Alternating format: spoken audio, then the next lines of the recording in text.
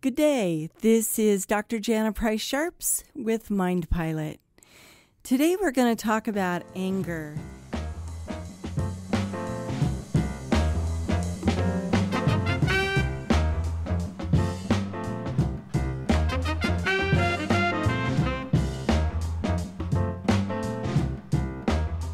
Because that seems to be something that a lot of first responders struggle with. And well, the main reason you struggle with it is most of you are really tired and exhausted a good portion of the time.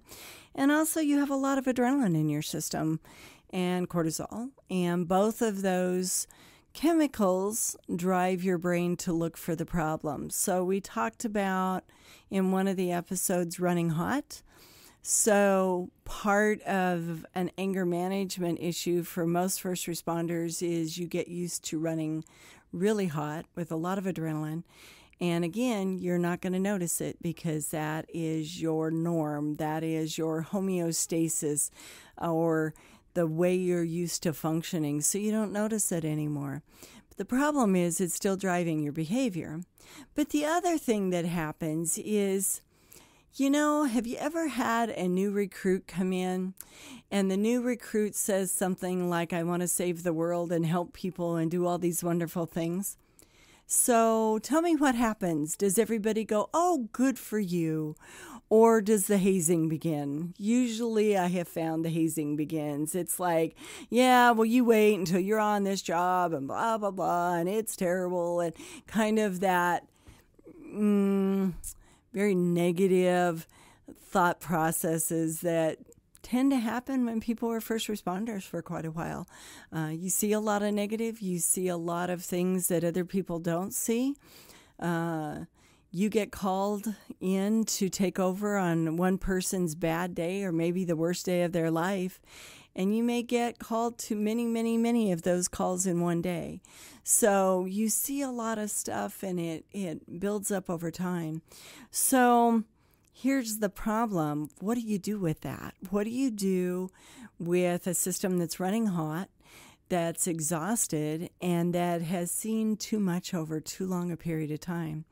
Well, there's a number of things that you can do, and we're going to talk a lot about those things during Mind Pilot, but the episodes. But the thing is, you have to really think about how hot are you running, and that means you have to start paying attention to your body. Now, I know that we teach you not to pay attention to your body. I get that, because when you're on a bad call or at a critical incident or a bad fire, in the middle of a firefight, you don't have time to really think about how your body's doing. But afterwards, you do. And so there might be some things that as you're going home or you're going back to a place where you're not in the middle of a crisis, how is your body doing? How is your mind doing? Is your mind irritable? Are you angry? Are you frustrated? Are you tired? What is going on? It's important to check in with yourself. Again, are your shoulders tense? Are your jaws tense? Is your stomach irritable? There's so many different symptoms that tells you that the adrenaline is still pretty high and still working. A lot of times people will get sick to their stomach or vomit. They might have irritable bowel. They might have all kinds of physiological responses to too much adrenaline. So when you're running too hot and then you go home and you're still running hot, then your spouse says something to you, and it could be something that is very well-meaning, and it just makes you rage. And then your spouse says something like, quit yelling at me, and then you explain how you're not yelling at them, and that it escalates, and then you have a miserable evening. So here's a couple things that you can do. Before you go home, take a minute, take 5 minutes, sit somewhere in your vehicle and listen to some comedy, listen to some I don't know, motivational speaker. Listen to something that is just easygoing. Put on some happy music. Look at some really happy pictures, not the pictures of the trauma you've seen. Okay, do not pull out pictures of the last auto accident you responded to, please. Pull out a picture of a forest that you hiked in, or the last time you went to the beach and you had a great time with your family. Let your system cool down. I have found actually the fastest way is comedy, but there are a lot of other ways. You can shut your eyes and just let your mind calm down. You can use some relaxation techniques. You can do all kinds of things. But before you walk into that house at night or morning, cool that system down. So when the person that you love or your kids or whoever is in your life walks up and says something to you, you don't blast them. Because a lot of times later you go, why did that happen? What were we even arguing about? What's going on? And a lot of times it's because you're running too hot. I tell people, do time and distance. If you're starting to get irritated, walk away. And don't walk away with some kind of snarky remark.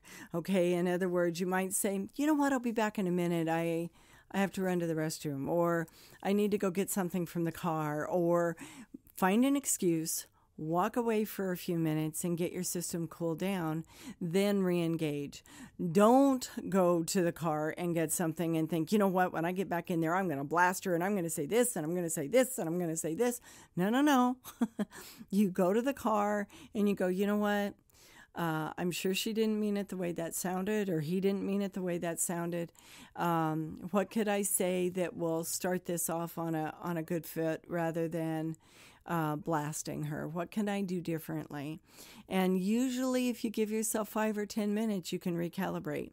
You can't wait, though, until you get on a really hot burn. In other words, you can't do it when you're really, really angry. It's going to take a lot longer to cool your system down. So make sure that you don't let yourself get there. But if you do get there, then you really need to do time and distance, but you're going to have to do a longer period of time.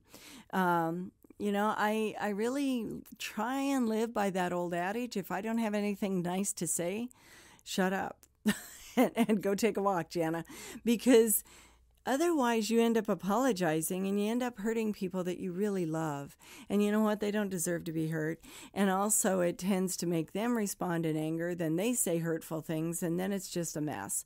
So I tend to try and take those mental breaks. Now, do I do it perfectly? Nope. I'm a work in progress just like everybody else.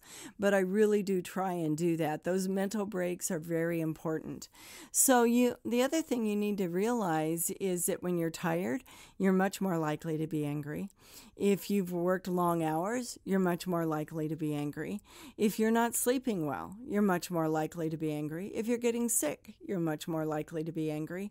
And if you've had a really hard day, if you had a lot of bad calls or a bad week, or for some of you, a bad month, if you've had some bad times, then you're much more likely to respond with a rage response.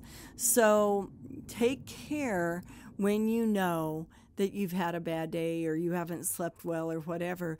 Be on a little more alert. Go, okay, I know I'm much more likely to snap, today and say something snarky or something mean. So I tell you what, when I get home, I'm going to go mow the lawn, or I'm going to go do something that gives yourself a chance to de-escalate. Sometimes I'll text my hubby and say, hey, I'm on my way home. I've had a really long day. Can we just watch something funny on TV tonight? And that kind of gives him a clue of this is not the night to talk about, I don't know, our taxes, or whatever it is. This is a night to just chill out and have a good evening. So that's the other thing that you might want to do is kind of pre-plan it. And if you can do that with your spouse or significant other, that's a great idea as well. But sleep, and I'm going to keep saying this to you, sleep is so, so important. That, again, is where your brain heals.